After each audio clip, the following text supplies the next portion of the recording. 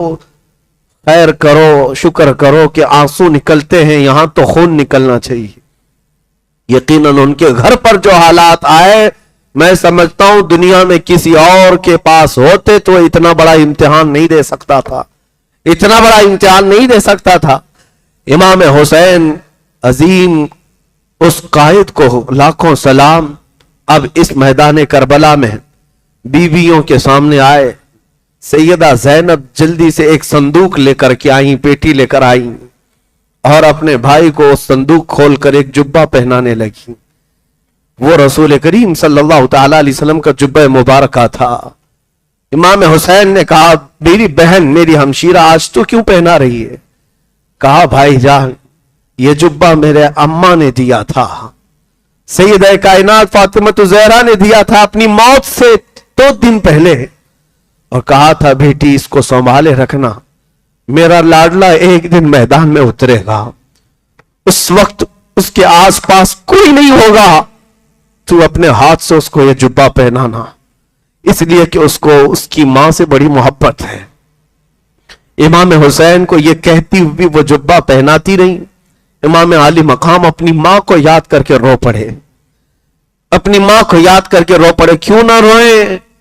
ایک امام مسلم ہیں جنہوں نے ایک روایت بیان کی ہے، وہ کہتے ہیں میں نے خواب میں دیکھا تھا ایک بوڑھی عورت اپنے چہرے پر چادر ڈالی ہوئی جھاڑو لے کر میدان جھاڑ رہی ہے۔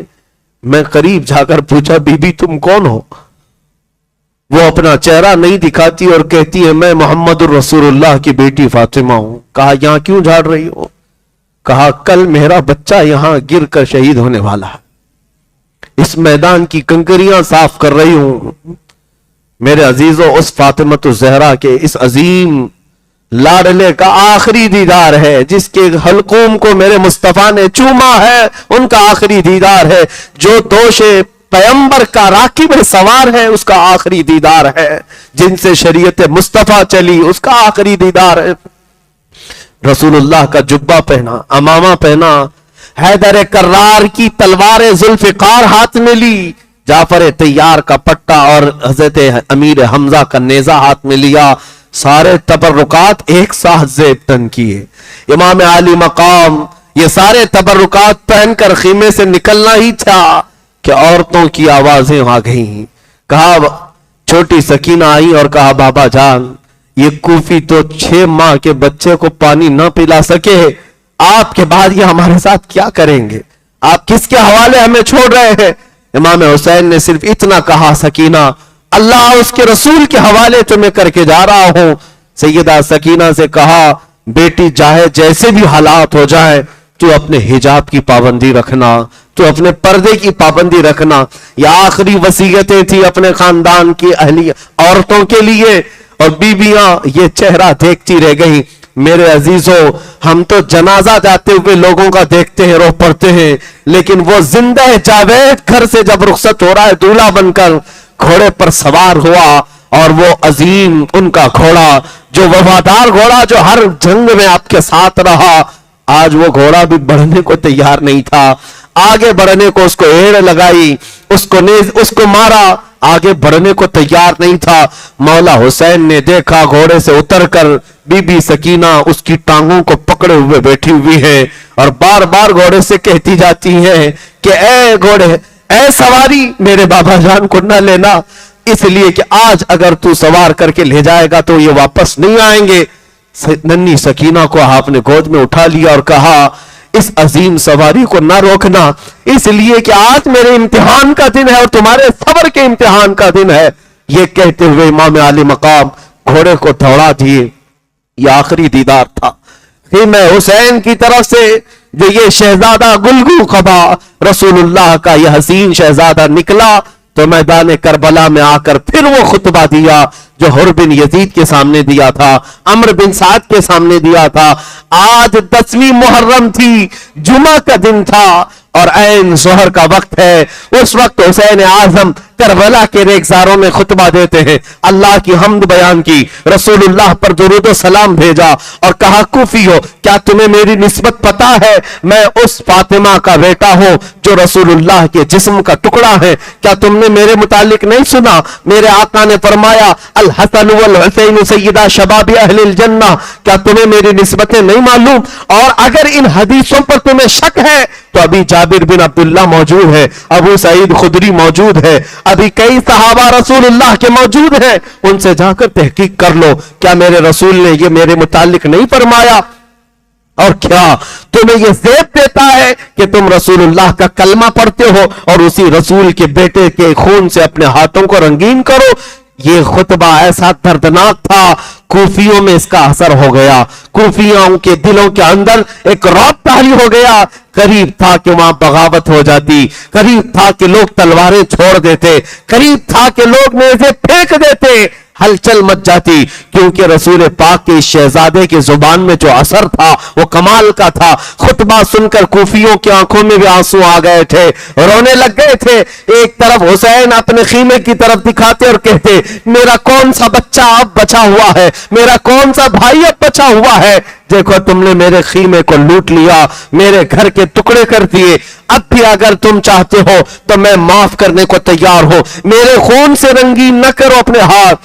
کوفیوں پر جب یہ تقریر اثر کرنے لگ گئی، عمرو بن سعد کھڑا ہو گیا، شمر ذی الجوشن جو حرام الطہر کمینہ انسان تھا، ذلیل ترین انسان تھا، وہ کھڑا ہوا اور وہ بھی فصیح و بلیغ خطبہ دیتا تھا۔ کھڑے ہو کر کے اس نے گالیاں دینا شروع کیا، آپ کی عزت پر حملے کرنا شروع کیا، کہا یہ کذاب ابن کذاب ہے، جھوٹا جھوٹے کا بیٹا ہے، نعوذ باللہ، سب کو گالیاں دیا۔ اور اس کے بعد کوفیوں سے کہا اگر تم میں سے ایک بھی بغاوت کر گیا تو میں یزید کے سامنے لکھ کر بھیجوں گا، تمہاری نسلوں کو ختم کر دیا جائے گا، تمہارے خاندان اجاڑ دیے جائیں گے، کوفہ کو تہس نہس کر دیا جائے گا، خبردار کوئی حسین کی تقریر پر دل پذیر نہ ہونے پائے۔ اس کے بعد شمر ذی الجوشن کی تقریر اثر کر گئی، پھر لوگوں سے کہا گیا ہم حسین کی تقریر سے مائل نہیں ہیں، ان کی طرف رغبت نہیں کرتے، ہم مقابلے کے لیے تیار ہیں۔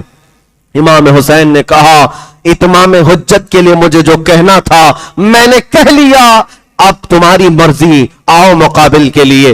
اب مقابل کے لیے جو لوگ آئے، حذیل ایک شخص تھا، اس کے بعد ایک عبداللہ بن سمدانی تھا، اور کئی لوگ ایسے ایک کے بعد دیگر آتے رہے۔ امام حسین رضی اللہ تعالیٰ عنہ ایک دو نہیں کئی لوگوں کو مار کر گراتے رہے۔ امام حسین رضی اللہ تعالیٰ عنہ تقریباً 100 کے قریب لوگوں کو زخمی کر چکے تھے۔ تنہا علی کا لال ہزاروں میں گھر گیا، فاطمہ کا گل عذار، یہ فاطمہ کا شیر ہزاروں میں گھر گیا۔ عزیزان گرامی وقار، امام حسین لڑتے رہے، کئی لوگوں کو زخمی کرتے رہے، اور اس کے بعد وہی معاملہ، پیاس کی شدت، بیٹوں کا غم الگ ہے، بھائیوں کی لاشیں الگ ہے، بیویوں کا اکیلا ہونا الگ ہے۔ کتنا بوجھ لے کر میرا حسین لڑ رہا تھا، کتنی ذمہ داریاں لے کر یہ گھوڑے کا شہ سوار تھا۔ حسین ابن علی رضی اللہ تعالیٰ عنہ جب مقابلہ کرتے رہے، تھک کر کے ان کی گردن جھک جاتی تھی، پھر تلوار اٹھاتے تھے، پھر لڑتے تھے، یہاں تک کہ عمرو بن سعد نے اور شمر ذی الجوشن نے، خولی بن یزید نے، یہ سارے لوگوں نے بھڑکایا اور کہا ایسے نہیں، جیسے اس سے پہلے ان کے خاندان کے بیٹوں کو پہنچایا گیا ہے موت کی تک، اسی طرح ان کے ساتھ بھی مقابلہ ہوگا۔ حسین ابن علی کے پاس 200 سواروں کو لایا گیا اور ہر جگہ سے تیر برسایا گیا۔ کبھی حسین کے جسم پر ادھر سے تیر آئے، ادھر سے تیر آئے، اپنے ڈھال سے بچاتے رہے، یہاں تک کہ تاریخ نگاروں نے بتایا ہے آپ کے جسم مبارک پر 72 تیر لگ گئے تھے، کوئی جسم کا حصہ باقی نہیں تھا، چہرے پر بھی، سینے پر بھی، کندھوں پر بھی، پنڈلیوں پر بھی، رانوں پر بھی، پیٹ پر بھی، پیٹ پر بھی، ہر جگہ چیروں سے بوچھار، ہر تیر جاتا جسم میں پیوست ہوتا، ہر تیر جاتا جسم میں پیوست ہوتا۔ امام حسین کے پاس اتنا موقع بھی نہیں تھا کہ وہ تیروں کو نکال لیں، اور یہاں تک کہ گھوڑے سے اتر کر لیٹنے کا ارادہ کیا کیا، आपको ये गम सताने लगा, जमीन पर लेटने के लिए जिस्म भी बाकी नहीं है, लेटते तो कोई ना कोई तीर पर ही लेटते और तीर अंदर चला जाता, घोड़े पर ही सवार रहे, घोड़े पर ही सवार रहे। फिर पुकार कर कहा, ऐ लोगों देखो, पूरी दुनिया में जहां जहां इस्लामी हुकूमतें हैं, अज़ानें हो रही होंगी और मिंबर पर खतीब खुतबा दे रहा होगा, मेरे नाना का खुतबा पढ़ रहे होंगे, जुमा का दिन है, रसूलुल्लाह का खुतबा दे रहे होंगे। जुमा के दिन लोग नमाज के लिए सजदा रेज हो जाते हैं। क्या तुम में से किसी के अंदर इतनी सख्त नहीं है, इतनी जुर्रत नहीं है कि रसूलुल्लाह के नवासे को 2 रकात नमाज पढ़ने का वक्त दिया जाए? थोड़ी देर के लिए हट जाओ, कूफी हट गए, यहां तक कि तलवारों से जो मुकाबला करने वाले नामर्द गीदड़ थे, करीब आने को तैयार नहीं थे, तीरों से बौछल कर दिया, छलनी कर दिया, लेकिन करीब आने को कोई तैयार नहीं, दूर से तीर फेंक करके हमला कर रहे थे। इमाम आली मकाम उनके तीरों की तरफ कोई नजर नहीं फरमाई और उनकी तरफ नजरअंदाज करते हुए घोड़े से आप पहली मर्तबा उतरे थे और मैदान करबला में निहायत ही खुशू खुजू के साथ आपने नमाज के लिए रकात बांध ली। तारीख में यह बताया गया, चाहे वो आपने नमाज की रकात के लिए बांधा हो या फिर अल्लाह करीम की बारगाह में सजदा किया हो, जो भी हो इबादत ही थी। उनका कदम कदम वहां इबादत था, उनका लम्हा लम्हा वहां इबादत था। इमाम आली मकाम थकान से चूर थे। उसके बाद जब आपका सर सजदे की तरफ गिर पड़ा, आप सजदे की तरफ गिरे, खोली बिन यजीद, शिमर दिल जोशिन, दुनिया के बदतरीन लोग थे, करीब आए। एक शख्स ने आपकी पीठ पर पांव रखा, दूसरे ने आपकी गर्दन पर तलवार रख करके आपकी गर्दन मुबारका को जिस्म से अलग कर दिया। इन्ना लिल्लाहि व इन्ना इलैहि राजिऊन। कितने बिखरे हुए हैं मदीने के फूल, करबला तेरी किस्मत पे लाखों सलाम। फातिमा के लाडले का आखिरी दीदार है, हश्र का हंगामा बरपा है, मियां ने अहले बैत, तन्हा अली का लाल खारों में घिर गया, फातिमा का लाडला हजारों में घिर गया। हुसैन इब्ने अली की शहादत हुई, लोगों में आवाजें बुलंद हो गई, तबल बजने लग गए, नक्कारे बजने लग गए, झंडे उठा दिए गए और उसके बाद जश्न का माहौल था। इधर से बीबियां ये कहती रह गई, सकीना कहती रह गई, बाबा को हम आखिरी मर्तबा एक ही बार देख सके। अब उसके बाद मैदान करबला की हालत ये थी, हुसैन सुबह से लाशें उठा रहे थे, हुसैन की लाश उठाने वाला कोई जवान नहीं था, वो लाश मुबारका वहीं पड़ी रह गई और जिसमें अकदस करबला के मैदान में वैसी रह गया। कूफी यजीदी इतनी भी अपने अंदर अखलाकी जुर्रत नहीं रखते थे कि लाश को उठा करके रख दिया जाए।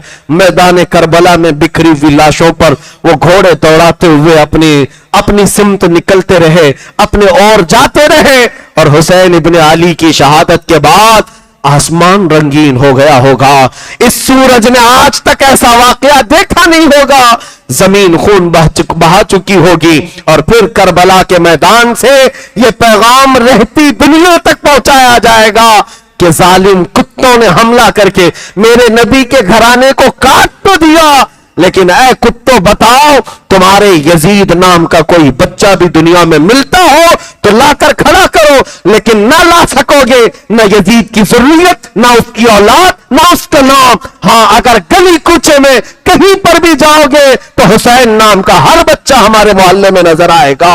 इसी को शायर ने कहा है, कत्ले हुसैन असल में मर्गे यजीद है, इस्लाम जिंदा होता है हर करबला के बाद। सलाम तुरबते हुसैन पर, तू न रहता तो न रह जाती सदाकत ऐ हुसैन, कलमे तौहीद है तेरी शहादत ऐ हुसैन। फिर जमाने नौ को है, फिर यजीदियत के दौर का आने का है एहतिमाल, फिर जमाने नौ को है तेरी जरूरत ऐ हुसैन, तेरी जरूरत ऐ हुसैन। ऐ मेरे अजीजों, ऐ गुलामों, ऐ जानिसारान अहले बैत, अल्लाह करीम हमें करबला के इन खाकसारों में शुमार फरमाए और खानदान अहले बैत के कुत्तों में हमारा शुमार फरमाए। खड़े होकर करबला के जानिसारों की बारगाह में हम सलाम अकीदत पेश करें और उसके बाद मुख्तसर बाद करबला के वाकयात के बाद हम फातिहा करेंगे और नमाज पढ़ेंगे इंशाअल्लाह। करबला के खाकसारों को भी सलाम और फातिमा के लाडलों को सलाम अकीदत पेश करें।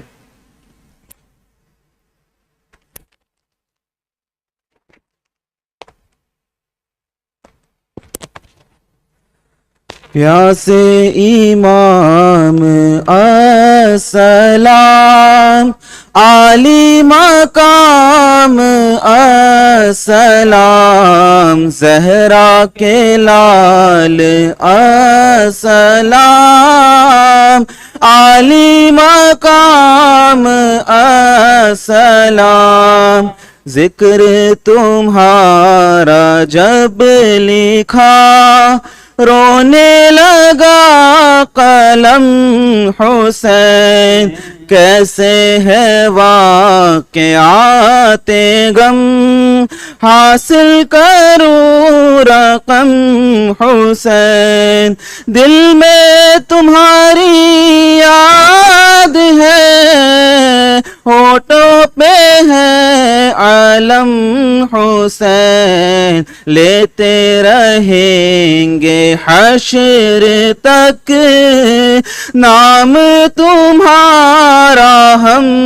حسین پیاسے امام السلام عالی مقام السلام زہرا کے لال السلام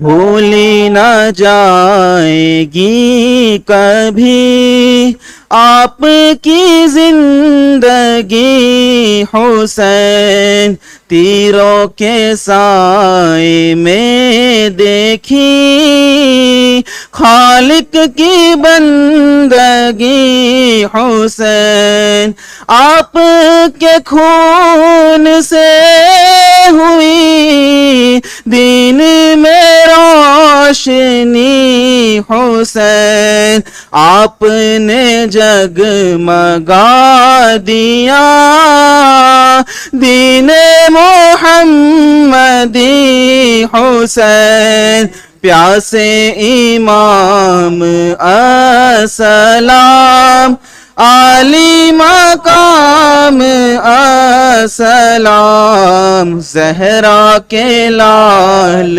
السلام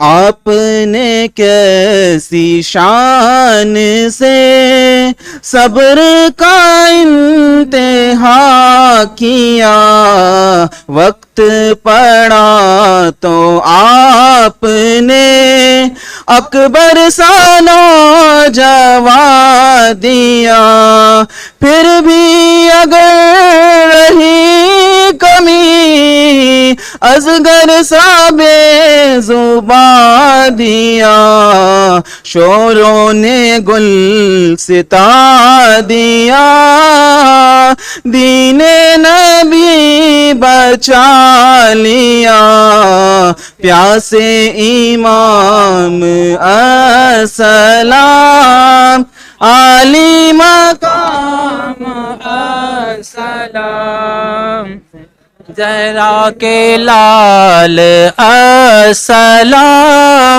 عالی مقام السلام مصطفیٰ جان رحمت پہ لاکھوں سلام شمع بز میں ہدایت پہ مدینے کے پھول کربلا تیری پہ لاکھوں سلام مصطفیٰ جان رحمت یا نبی سلام علیکہ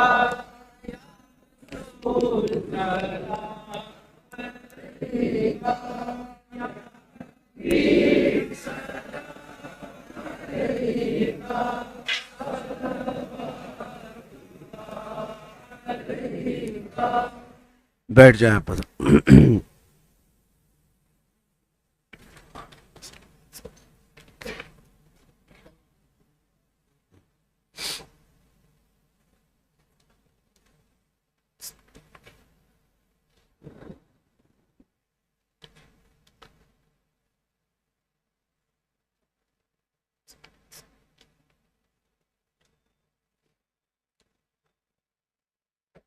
ایک بار سورہ فاتحہ، 3 بار قل هو اللہ احد، ایک بار قل اعوذ برب الفلق، ایک بار قل اعوذ برب الناس پڑھیں۔ الفاتحہ۔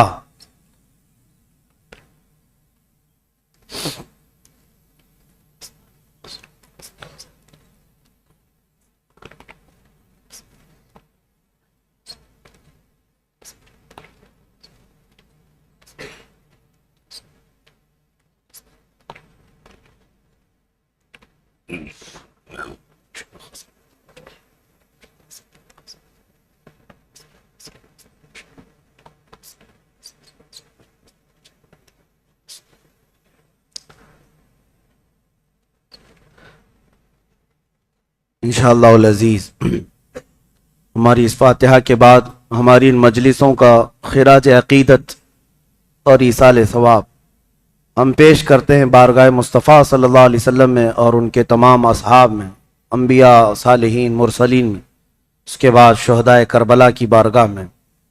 میں تمام شہدائے کرب و بلا رضوان اللہ تعالیٰ علیہ مجمعین کے ناموں کی تلاوت کرتا ہوں، اور ہمارا یہ ماننا ہے کہ اللہ تعالیٰ ان کے ناموں میں اتنی اثر رکھا ہے، اتنی برکت ہے کہ ہماری زندگی میں آئی ہوئی تمام پریشانیاں ان کے ناموں کی برکت سے اللہ دور فرمائے گا، اور ہر طرح کی حاجت کو اللہ تعالیٰ ان کے وسیلے سے پوری فرمائے گا۔ لہٰذا میں ایصال ثواب کے طور پر بھی شہیدان کربلا جو 72 کی تعداد میں ہیں ان کے ناموں کی تلاوت کرتا ہوں۔ ہر نام کے آگے آپ رضی اللہ عنہ پڑھا کریں اور سلام بھیجا کریں۔ اللہ تعالی ہم سب کی اس تلاوت کو بھی قبول فرمائے۔ اللہم اوصل وبلغ مثل ثواب ما قرأنا من القرآن الكریم ما صلینا وما سلمنا الى حضرت النبی المصطفى محمد صلی اللہ علیہ وسلم وإلى سائر الصحابة رضوان الله عليهم أجمعين وإلى أهل بيته وأزواجه وأمهاته وأبنائه وبناته رضوان الله عليهم أجمعين، خاصة أوصل ثواب قراءتنا إلى سيدنا إمام حسين بن علي رضي الله، سيدنا عباس بن علي، سيدنا علي أكبر بن حسين، سيدنا علي أصغر بن حسين، سیدنا عبداللہ بن علی، سیدنا جعفر بن علی، سیدنا عثمان بن علی، سیدنا ابی بکر بن علی، سیدنا ابی بکر بن حسن بن علی، سیدنا قاسم بن حسن بن علی،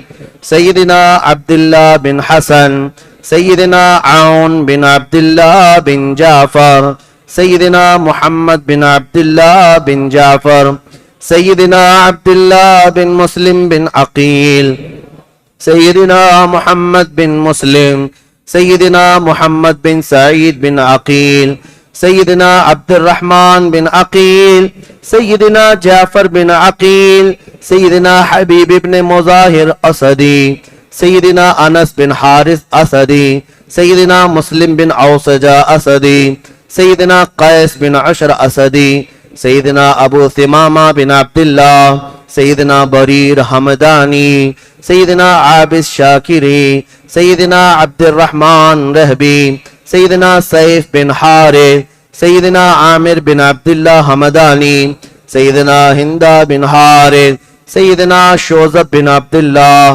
سیدنا نافع بن حلال، سیدنا حجاج بن مسروق، سیدنا عمر بن کرملہ، سیدنا عبد الرحمن بن عبد رب، سیدنا ہندہ بن کعب، سیدنا عامر بن ہند، سیدنا نعیم بن عجلان، سیدنا سعد بن حارث، سیدنا زہیر بن قیم، سیدنا سلمان بن مضارع، سیدنا سعید بن عمر، سیدنا عبداللہ بن بشیر، سیدنا وہب کلبی، سیدنا حرب بن عمر، سیدنا زہیر بن عامر، سیدنا بشیر بن عامر، سیدنا عبداللہ رواح غفاری، سیدنا جون غلام ابی ذر غفاری، سیدنا عبداللہ بن یزید، سیدنا سلیم بن امین، سیدنا قاسم بن حبیب، سیدنا سعید بن سلیم، سیدنا نعمان بن عمر، سیدنا یزید بن سبید، سیدنا عامر بن مسلم، سیدنا سیف بن مالک، سیدنا جابر بن حجاج، سیدنا مسعود بن حجاج، سیدنا عبد الرحمن بن مسعود، سیدنا بکیر بن حی، سیدنا عمار بن حسن تائی، سیدنا زرفامہ بن مالک، سیدنا کینانہ بن عتیق، سیدنا عتبہ بن سولت، سیدنا حر بن یزید تمیمی، سیدنا عقبہ بن سولت، سیدنا جبلہ بن علی شبینی، سیدنا کم بن عمر، سیدنا عبداللہ بن بکیر، سیدنا اسلم غلام ترکی رضوان اللہ تعالی علیہم اجمعین۔ الہ العالمین احکم الحاکمین یا رب العالمین خلاق کائنات مولا، ان شہیدان کربلا کی برکت سے ہماری تمام گناہوں کو معاف فرما دے۔ اے اللہ رب العالمین، ان شہداء کرب و بلا کی قربانیوں کا صدقہ ہمیں عطا فرما، ہماری مصیبتیں ہماری پریشانیاں دور فرما دے۔ اے اللہ پھر سے یزیدیت کے فتنے جنم لے چکے ہیں مولا، ان شہداء کربلا کی طاقت و قوت اور ان کی جانثاری ہمارے بچوں میں عطا فرما مولا، ہمارے بازوؤں میں قوت حیدری عطا فرما مولا، حسین کے قدموں میں زندگی عطا فرما، زندگی بھر مولا اہل بیت کے غلاموں میں شمار فرما، اور قیامت کے دن مولا ہمارے گھر کو، ہمارے افراد کو، ہماری نسلوں کو اہل بیت اطہار کے جانثاروں میں شمار فرما۔ اے کریم خدا ارحم الراحمین، ہم میں جو بیمار ہیں انہیں شفا دے دے، جو بے اولاد ہیں انہیں صالح اولاد عطا کر مولا، جو بے روزگار ہیں انہیں حلال روزیاں عطا کر، جو قرضوں میں ڈوبے ہوئے ان کے قرضوں میں آسانیاں دے دے، جو ناحق جیلوں میں بند ہے ان کی رہائی کی سبیل پیدا فرما۔ اے کریم خدا ارحم الراحمین مولا، جو ناموس رسالت کے لیے ہمارے بچے جیلوں میں قید کیے گئے، میرے شہر ہبلی کے بچے، اے اللہ ان سب کو رہائی عطا فرما، مولانا قمر غنی عثمانی صاحب کو رہائی عطا فرما۔ اے کریم خدا ارحم الراحمین مولا، خصوصاً تیرے دربار میں التجا ہے، ظالموں کے چنگل سے ہمیں آزاد کر دے، ہمارے ملک کو امن و امان عطا فرما۔ اے اللہ باطل فاشسٹ طاقتوں اور قوتوں سے اسلام اور تمام احکام اسلام کی حفاظت عطا فرما۔ اے قدیر و جبار خدا، دشمنان رسول کو فنا فی النار فرما دے، جو عذاب علیم میں انہیں گرفتار فرما دے۔ اے کریم خدا، قیامت تک ہماری نسلوں میں عاشقان مصطفیٰ پیدا فرما، ہماری اولاد کو، ہماری نسلوں کو بدعقیدہ اور گمراہ ہونے سے محفوظ فرما۔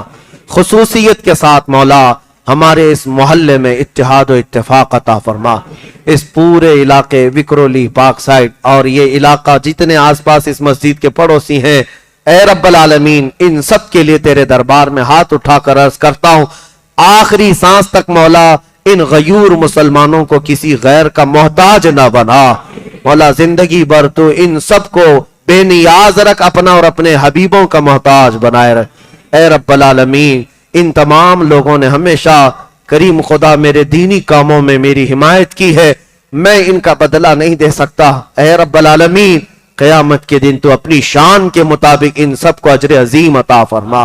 اے رب قدیر احسن الخالقین مرکز ناموس رسالت کو ترقیاں عطا فرما۔ اے اللہ اس میں آنے والی رکاوٹوں کو دور فرما دے، دشمنانوں کو ذلیل و خوار فرما دے۔ اے اللہ ہمارے اس پاک سائٹ محلے کو مولا ہر طرح کی برکتوں سے نواز دے، اے اللہ تو رحمتوں سے نواز دے۔ اے کریم خدا رحم الراحمین اس پورے علاقے کو مرکز عشق رسول بنا دے، ہر بچے کو مولا عاشق رسول بنا دے، تیرے حبیب کا سچا مجاہد بنا دے۔ مولا ہماری دعاؤں کو مولا حسین کے قدموں کے صدقے قبول فرما۔ وصلی اللہ تعالی علی خیر خلق محمد وآلہ واصحابہ اجمعین۔ ایک مرتبہ حضور پاک صلی اللہ تعالی علیہ وسلم اور سارے صحابہ کے نام پر الفاتحہ۔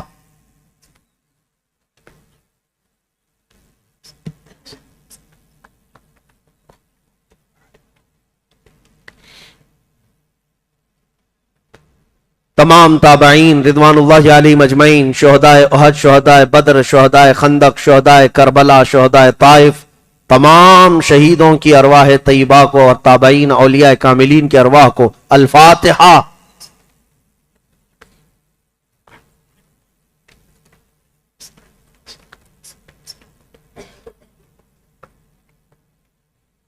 تمام ائمہ مجتہدین، تمام ائمہ محدثین، تمام علماء اسلام، جتنے لوگوں نے دین کی خدمتیں کی ہیں دامے درمے قدمے سخنے، ان تمام ائمہ کرام اور امت کے محسنین کے نام الفاتحہ۔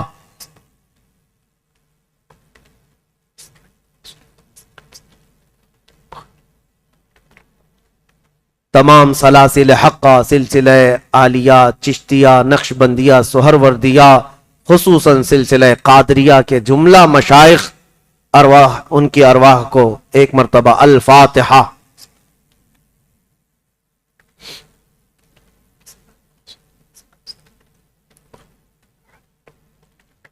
اخیر میں کل امت مسلمہ خصوصیت کے ساتھ ہمارے خاندانوں میں جن کا انتقال ہو چکا، ہمارے والدین، میرے والد اور آپ سب کے خاندانوں میں جو انتقال پا چکے، جو قبرستانوں میں جا چکے ہیں، ان سب مومنین مومنات کی قبروں کے لیے ایک بار الفاتحہ۔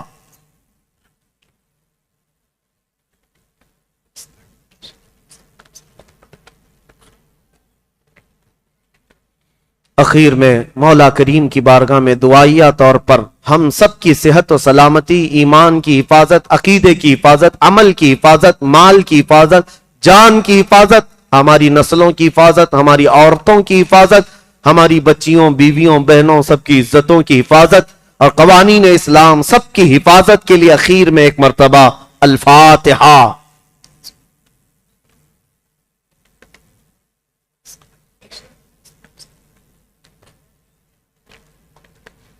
وصلی اللہ تعالی علی خیر خلق محمد وآلہ واصحابہ اجمعین برحمتک یا ارحم الراحمین۔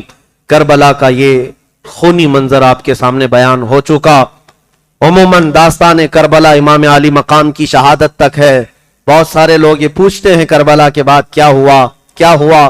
میرے عزیزو، ان کے شہزادوں نے جب یہ بات کہی تھی امام علی مقام کے لیے کہ اب حسین ابن علی امام علی مقام کے بعد زندہ رہنے کا مطلب ہی کیا ہے، ان کے بعد تاریخ کیا ہے، ان کے بعد جینے کا مزہ کیا ہے، لیکن چونکہ اسلام یہاں تک پھیلا ہے، آیا ہے اب تک صحیح سلامت، تو تاریخ تو بیان ہوگی انشاءاللہ العزیز۔ اس کے بعد جو جمعہ آئے گا، اگر زندگی باقی رہی تو کربلا کے بعد کے واقعات میں جمعہ میں کور کرنے کی کوشش کروں گا اور آپ کے سامنے وہ باتیں رکھوں گا، لیکن مختصراً یہ ہے کربلا کے میدان میں امام حسین کی شہادت کے بعد اچانک یہ اہل بیت نبوت کے خیموں پر حملہ کیا کوفیوں نے، اور جتنی عورتیں تھیں ان کو باندی بنا دیا گیا، قیدی بنایا گیا، اور بیڑیاں ڈال کر امام زین العابدین کو بھی اور خاندان نبوت کی عورتوں کو بھی لے جایا گیا۔ اور یہاں سے یہ قافلہ امام حسین کے سر کے ساتھ گیا تھا، حسین اعظم کا سر نیزے میں ڈال کر کے یہ لوگ کوفہ لے کر کے آئے تھے ابن زیاد کے پاس، اور ابن زیاد امام علی مقام کے سر کے ساتھ بے عزتی بے حرمتی کرتا رہا، اور پھر یہ قافلہ لٹا ہوا قافلہ اہل بیت کا دمشق گیا تھا، ملک شام یزید کے دربار میں پہنچایا گیا تھا۔ وہاں تک یہ قافلہ کیسے گیا ہوگا، کتنا لمبا سفر کیا ہوگا، لیکن میرے عزیزو حقیقی بات تو یہ ہے کہ ہم صرف اتنا کہنا چاہیں گے، سچ کہا ہے شاعر نے، چن کر کہا ہے، اسلام زندہ ہوتا ہے ہر کربلا کے بعد۔ ایک ہی واقعہ دل دہلا دیتا ہے، بیچ راستے میں ایک جگہ یہ قافلہ رکا تھا، ایک گرجا گھر تھا، ایک عیسائی پادری رہتا تھا، کنیسہ یعنی ان کا چرچ تھا، اس نے دیکھا، رات کو ٹھہرنے کا موقع دیا، پوچھا یہ کون لوگ ہیں، کس کے سر لے جا رہے ہو؟ کہا کہ حسین ابن علی جو باغی تھے ہمارے خلیفہ کے، مار دیا گیا، کاٹ دیا گیا اور سر لے کر جا رہے ہیں۔ اس پادری نے دیکھا اور پھر چہرے کو دیکھنے کے لیے قریب آیا تو حیرت کی بات ہے، فدا ہو گیا، کہا یہ چہرہ مجھے ایک رات رکھنے کے لیے دے سکتے ہو؟ کہا ہرگز نہیں، یہ امانت ہے، ہم یزید کے دربار تک پہنچانے کے لیے امین ہے۔ نہیں دیا، لیکن ان لالچی کتوں کو کبھی بھی مال سے خریدا جا سکتا تھا۔ اس عیسائی پادری نے 12,000 درہم اس وقت جو چاندی کے سکے تھے تھیلی میں بھر کر لایا اور کہا یہ لے لو نذرانہ، ایک رات مجھے دے دو اور کل صبح پھر لے کر چلے جانا۔ انہوں نے کہا رات کو رکھنا ہی ہے۔ اس عیسائی پادری کے پاس انہوں نے یہ سر دے دیا۔ امام علی مقام کا سر لے کر وہ عیسائی پادری چرچ میں رہنے والا راہب ہے، لایا، جتنی دھول گرد و غبار لگی ہوئی تھی سب کو چہرے کو صاف کیا، بالوں کو صاف کیا، کٹے ہوئے سر کو ایک تخت پر رکھا اور اس پر تھوڑی سی خوشبو لگایا۔ دیکھ کر کے وہ غم کے ساتھ بیٹھا، آنکھیں بھگوتا رہا۔ اس نے سوچا یہ کیسی قوم ہے، जिस रसूल का कलमा पढ़ती है उस रसूल के बेटे को काट करके लाई है। और उसके बाद उस ईसाई ने सर को वहां रखा था, ऊंघ आई, सो गया, लेकिन किस्मत जाग गई, मेरे आका तशरीफ लाए। ख्वाब में रसूल करम सल्लल्लाहु अलैहि वसल्लम तशरीफ लाए और कहा, मेरे बच्चे के चेहरे से तूने धूल साफ की, तेरे दिल से कुफ्र और शिर्क को मैं साफ करता हूं, पढ़ मेरे हाथ पर कलमा तैयबा ला इलाहा इल्लल्लाह मुहम्मदुर रसूलुल्लाह। वो ईसाई पादरी मेरे मुस्तफा के हाथ में ही कलमा पढ़ा, सुबह उठा या जैसे ही उसकी नींद खुली देखा तो उसकी किस्मत जाग चुकी है, हर तरफ खुशबू ही खुशबू है। एक तो हुसैन का चेहरा देखा था और ख्वाब में इनके नाना का भी चेहरा देख लिया। किस्मत कैसी जागी है, इसी को मैं एक झलक आपके सामने रखा, एक ही मिसाल रखा। सुबह तो उसने सर वापस कर दिया, लेकिन यही तो हम कहते हैं, ऐ जालिमों, तुम हजारों की तादाद में होकर इस्लाम को उस तरह नहीं फैला सके जिस तरह कटा हुआ सर भी गिरजा घर में जाकर ईमान फैला रहा है, इस्लाम की दौलत से रोशनास कर रहा है। इसी को शायर ने कहा था, कट जाना कत्ल हो जाना, इससे फैसला नहीं होता कि कौन जीता कौन हारा, हकीकत तो बाद के हालात बताते हैं। कटा हुआ सर भी अभी लोगों में तबलीग कर रहा है, कटा हुआ सर अब भी लोगों को इस्लाम की तरफ बुला रहा है। हकीकत में यही तो फतह है और इसी को आज हम करबला के मैदान में जाकर देखते हैं। आज पूछना किसी से, दिमश्क में जाकर, मुल्क शाम का ये कैपिटल सिटी है, राजधानी है दिमश्क, जाकर पूछना यहां कभी यजीद का दरबार लगता था, यहां खिलाफत हाउस हुआ करता था, यहां बड़ी इमारत थी, वो कहां है? मुझे पता है हमारे साथियों ने कहा कि लोग तुम्हें पकड़ करके ले जाएंगे और एक ऐसी जगह खड़ा कर देंगे जहां पर यजीद मरकर खत्म हुआ, उसकी कब्र महफूज नहीं, ले जाकर के तुम्हें ऐसी जगह खड़ा कर देंगे जहां सड़न की बदबू ऐसी आती है, दिमश्क वाले अपना पूरा गार्बेज, अपना कचरा जहां लाकर डम करते हैं, फेंकते हैं, जहां कुत्ते आज भी पेशाब करते होंगे, उस जगह पर यजीद के मुतालिक लोग बताते हैं यहां खत्म हो गया, यहां उसका दरबार खत्म हुआ। और मेरे अजीजों, अगर किस्मत साथ दे तो एक बार इराक के शहर उस करबला के मैदान में भी जाना, वहां जाकर के पूछना, सुना है यहां एक मैदान था और यहां पर कोई घर नहीं था, यहां पर कोई पानी का कोई इंतजाम नहीं था और रसूलुल्लाह के शहजादे कट कट करके गिरे थे, इस मैदान में उनके टुकड़े उड़ाए गए थे। लोग तुम पर हंसेंगे और कहेंगे यहां अब ना मैदान है, ना बेआबो गिया कोई मैदान है, सहरा है, बल्कि करबला का मैदान तो ऐसी घनी आबादी में तब्दील है कि उस आबादी के बीचों बीच एक अजीम किला नजर आता है जिसका गुंबद सोने से कलई किया हुआ, गुंबद के ऊपर लाल झंडा लहराता हुआ लोग ले जाकर खड़ा कर देंगे और कहेंगे जिसको तू कह रहा था हजार टुकड़ों में बदल गए, यह उस शहंशाह का दरबार है।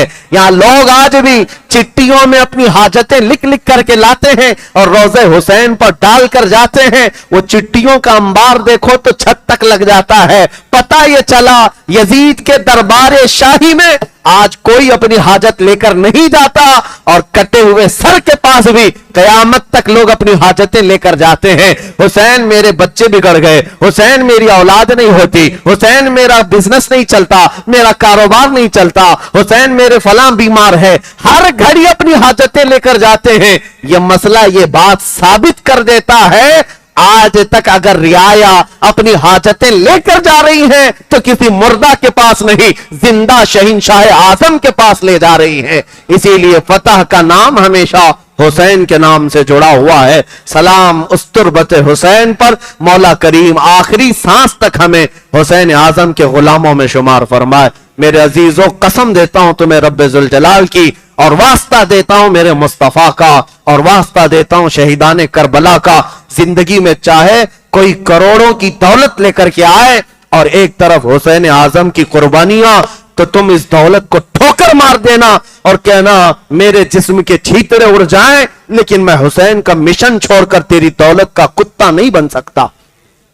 इस अहद पर आज कायम रहो दुनिया में, लेकिन मेरे रब का फरमान सच्चा है, ये हरगिज़ तुमसे कभी राजी नहीं हो सकते।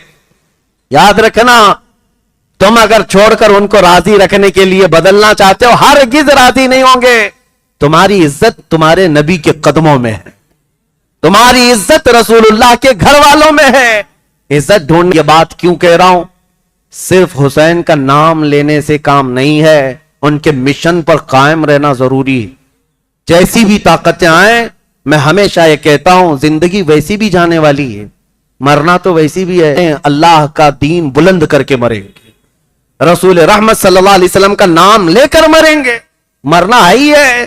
حسین کا پیغام یہی ہے، اے نوجوانوں اسی عزم پر قائم رہو، جو ہوگا دیکھا جائے گا. میرا رب قرآن میں فرماتا ہے کان حقا علینا نصر المؤمنین، ہم نے اپنے اوپر لازم کر لیا ہے کہ مدد کریں گے تو ایمان والوں کی مدد کریں گے.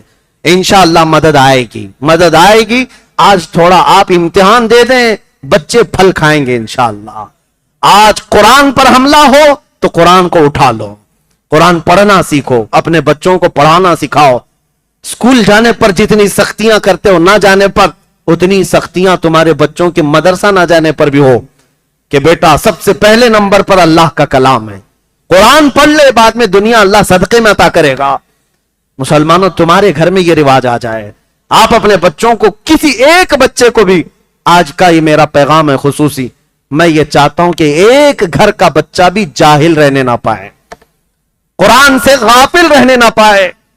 اتنا تو ہو کہ کل قرآن اٹھاؤ قیامت کے دن تو قرآن تمہاری سفارش کرے، اے مولا یہ مجھے پڑھتا تھا. حدیث میں ہے جو سورہ ملک پڑھتا ہے نا تبارک، قیامت کے دن یہ سورہ اللہ سے جھگڑا کرے گی. لفظ جھگڑے کا ہے، اے مولا یہ پڑھنے والے کی اگر تو بخشش نہیں کرے گا تو مجھے اپنے کلام سے نکال دے. رب تعالیٰ سورہ ملک تبارک کے اس مقدمے کو سن کر فرمائے گا تجھ کو پڑھنے والے کی میں نے بخشش کر دی، جا تو اسے جنت میں لے جا. مرنے کے بعد یہ سورہ تبارک قرآن کی سورہ ہے، جو پڑھتا تھا نا مرنے کے بعد قبر میں جاتا ہے، روایت میں موجود ہے تم تو سب دفن کر کے جا چکے ہوں گے، یہ سورہ ملک تبارک اللہ کے پاس جائے گی اور اپنے اس پڑھنے والے کی بخشش کے لیے جھگڑتی رہے گی. اللہ جب کہے گا معاف کر دیا جا، یہ سورہ ملک جنت میں جاتی ہے، تکیہ لیتی ہے، بچھونا لیتی ہے، ہوا کا انتظام کرتی ہے اور واپس سورہ ملک قبر میں آتی ہے اور آ کر کے اس میت سے کہتی ہے دیکھ میں نے تیری سفارش کی، اللہ مان گیا اور میں نے تیرے لیے جنت سے تکیہ بھی لائی اور میں تیرے لیے بچھونا لائی، کہیں میرے آنے میں دیر تو نہیں ہوئی. میت سے سورہ ملک یہ کہتی ہے جو قبر میں ہمارے لیے ساتھ دے وہ قرآن ہے، آج اٹھاؤ قرآن میرے عزیزوں. جواب یہ ہے کہ ہر بچہ قرآن اٹھائے. ہمارے خاندان میں یہ عزم کرو ایک بچہ تو کم از کم حافظ قرآن ہونا چاہیے کہ نہیں ہونا چاہیے. آپ یہ عزم کرو، کالج پڑھاؤ، یونیورسٹی پڑھاؤ، ڈاکٹر بناؤ، انجینئر بناؤ، کیا فرق پڑتا ہے حافظ قرآن انجینئر بن جائے؟ کیا فرق پڑتا ہے تمہیں ڈاکٹر بھی ہو اور حافظ قرآن بھی ہو؟ آپ دنیا ضرور پڑھائیں لیکن بچوں کو بچپن سے حافظ قرآن بھی بنائیں. کل کو اتنا تو سامان ہوگا ہم مر جائیں تو ہماری قبر پر یہ قرآن پڑھے گا، اللہ ہمیں معاف فرما دے گا. اللہ کریم حسین اعظم کے اس پیغام کو پوری دنیا میں پہنچانے کی توفیق عطا فرمائے اور ہم سب کو اتحاد و اتفاق عطا فرمائے. خصوصیت کے ساتھ میں آج کی اس محفل آخری محفل ہے، شکر گزار ہوں اس مسجد حاضہ کے، اس مسجد کے خاص متولی صدر و عراقین اور تمام معاونین محلے والوں کو جنہوں نے بڑی عزتوں سے نوازا اور بہت ہی ہمیشہ خیال کیا ہے. اللہ آپ کے اقبال بلند فرمائے اور ہمیشہ اس مسجد کو مولا شاد و آباد رکھے اور دین و سنیت کا اس کو مرکز بنائے اور اس مسجد کی برکتیں مولا آپ سب کے گھروں میں عطا فرمائے. وآخر دعوانا ان الحمدللہ رب العالمین. السلام علیکم ورحمۃ اللہ وبرکاتہ. ظہر کی اذان ہوگی، جماعت سے نماز ادا کی جائے گی اور کل انشاءاللہ العزیز اسی محلے میں نیاز کا ان لوگوں نے اہتمام کیا ہے. ظہر بعد آپ حضرات حاضر ہو کر نیاز سے شرفیاب ہو جائیں.